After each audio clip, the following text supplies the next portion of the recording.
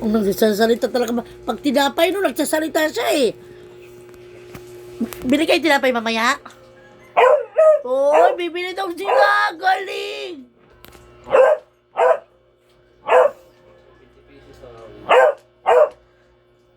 Bumili ka na daw ngayon. Mamaya wala nang pandesal. Oh. Oh, bili daw sila pandesal. Bili daw kayo, bebe, pandesal? Ha? Oh, hindi ka sasama.